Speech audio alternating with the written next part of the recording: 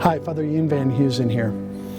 The rebellion that we have against God has its foundation in the fallen angels, right? We know that. And it's actually good. There's two main rebellions, right? There's the fall of Satan and there's the fall of Adam and Eve. And to reflect on that gets at the heart of what evil is all about.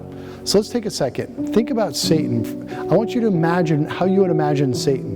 I do this exercise a lot. Actually, believe it or not, I do it in marriage prep. It's kind of funny, but I have imagined Satan. I have imagined the fall of evil, of Adam and Eve, to understand evil. And I think it's really important to understand evil because we see those patterns play out in ourselves and in the world. And the more we learn to recognize evil at its core, the more we learn to be illuminated by truth. So how do you imagine Satan?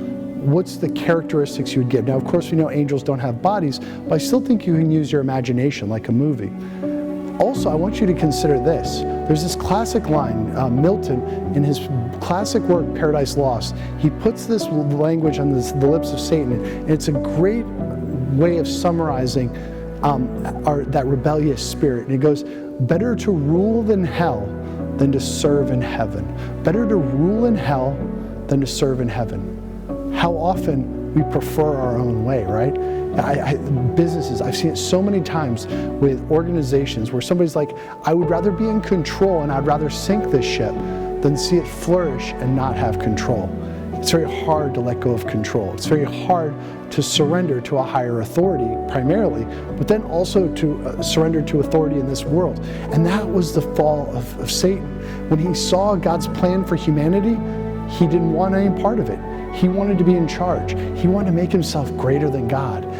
That is the essence of evil. That is the wickedness to its core. It's ugly, it's disgusting. And the more we learn to develop that repulsion for that, remember, we have all of our emotions. I've talked about this a lot. Why did God give us hatred and anger? It's so that we could hate that which is evil. We can hate Satan. We can hate the work that he does in our lives and in the world. And we can have anger towards injustice, towards the vexations of the enemy. So learn to cultivate that disgust by understanding evil at its core.